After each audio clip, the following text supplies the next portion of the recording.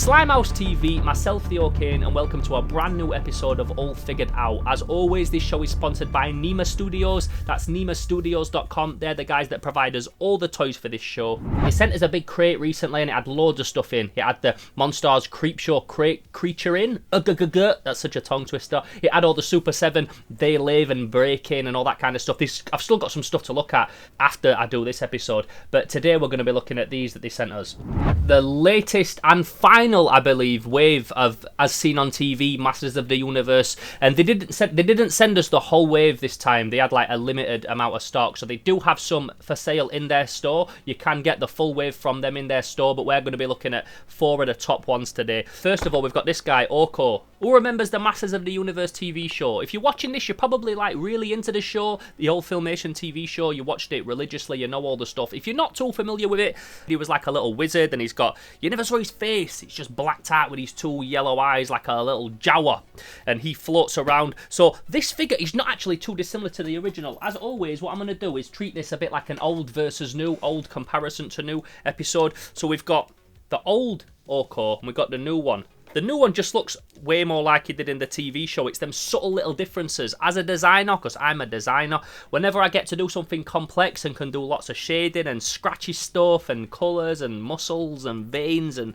rips and stuff like that, I can always make something look like really cool. As soon as someone says to me, can you design something simple? I'm like, I can, but it's going to take me longer, because designing simple stuff's so fucking hard, and that's such a nice iconic image. Like, I can draw comics and movie posters and t-shirt designs, but I could never design like the Nike tick or the McDonald's arch. Something like that is so fucking, it's just like a different level of design to me. So to design something that simple and make it that iconic all these years later is fucking awesome.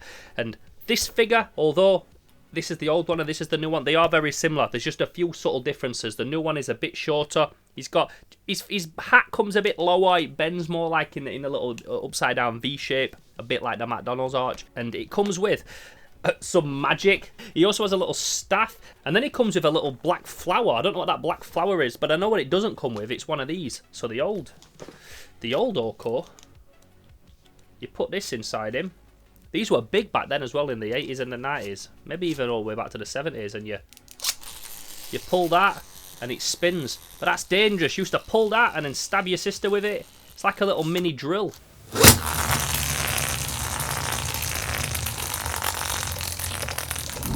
Like that. Hear that? Fucking brutal, man. Ruthless gangster shit.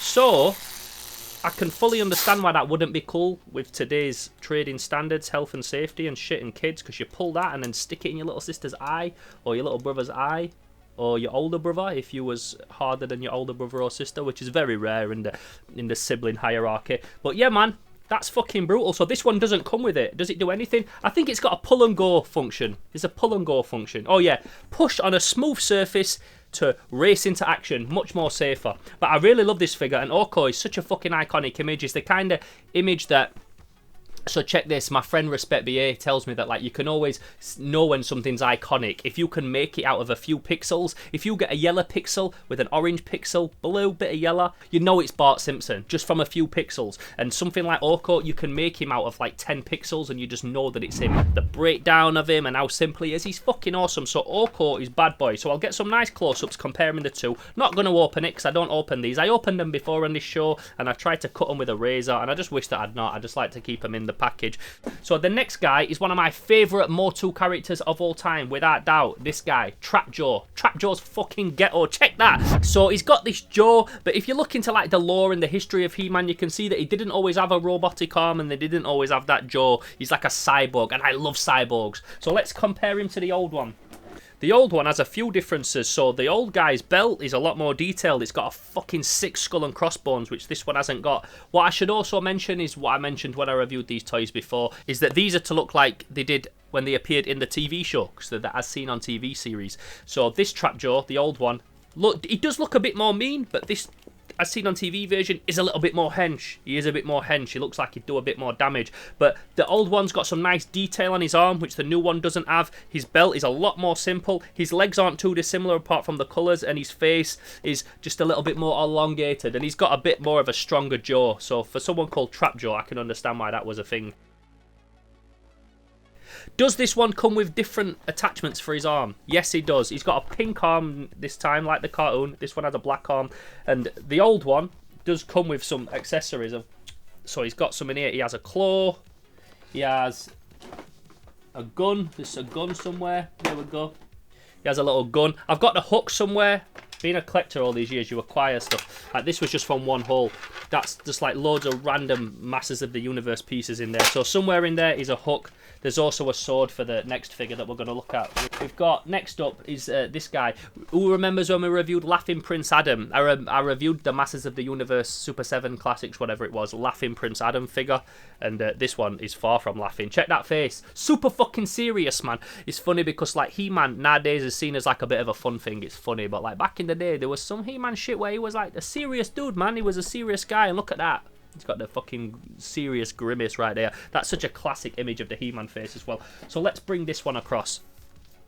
It's funny that in the TV show, he actually had more douchebaggy hair than he did on the toy. Because the toy doesn't really have douchebaggy hair. He just has that like cool like 70s, 80s kind of mop. But in the TV show, he had this like weird like old English kind of crop that were like an old English king would have or something like that. Whenever you watch like Vikings or you watch Braveheart and stuff like that, the English always have the most stupid haircuts. So in the cartoon, he's got like some douchebag hair, but the figure on the old toy actually doesn't have bad hair. He's got like quite a cool mod crop there, but yeah, this one hasn't. He's got a lot more of a flamboyant colour for his top. He's rocking the pink. The old one was rocking this like dark velvet kind of felt, but it's also the same kind of material, and he's got the belt there. So I'll get some nice close-up shots. I wanted to put his belt and his sword in his hand, but I couldn't find them in that box of stuff. So he's not going to have all his accessories in the close-up pictures because I didn't have a chance to find them out. But the new one does look a lot more hench. He's a lot more built.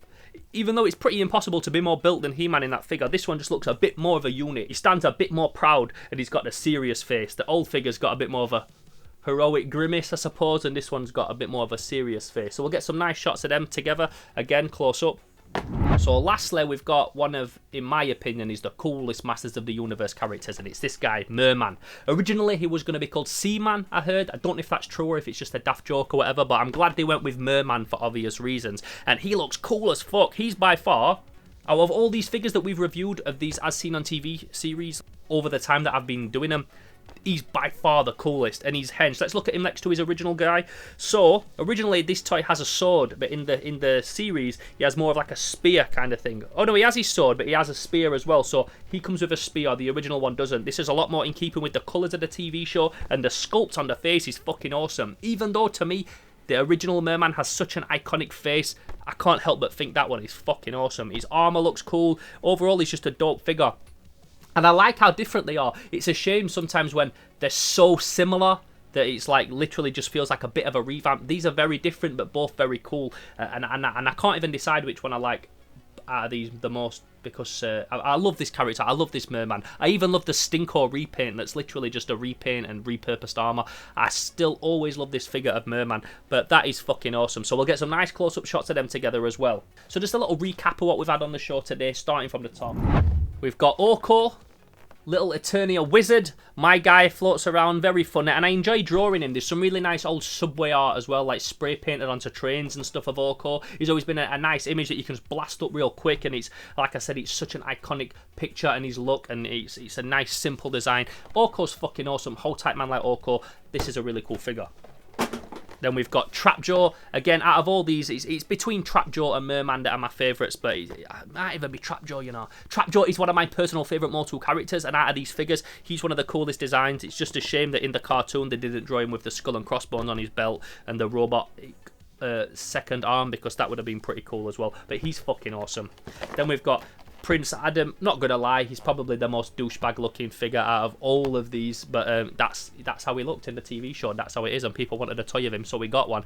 So yeah, out of the ones that we've reviewed today, he's definitely my least favourite for obvious reasons, but that's just because I like cool monsters and wizards and robots and mutants and cyborgs and shit like that, so it's just personal preference. And then we've got this guy, Merman. Them two are dope. If I was going to get two out of this set, it would definitely be these two. So these are all available now over at Nema Studios. NemaStudios.com. They've got these four. They've also got the rest of the wave. There's some really cool translucent figures in this series. So yeah, man, go over there, get yourself some He-Man, and let them know that Slimehouse sent you. I'm Theo Kane. This has been Slimehouse TV, all figured out, and we'll catch you in the next one. But for now, I'm gone. Boom.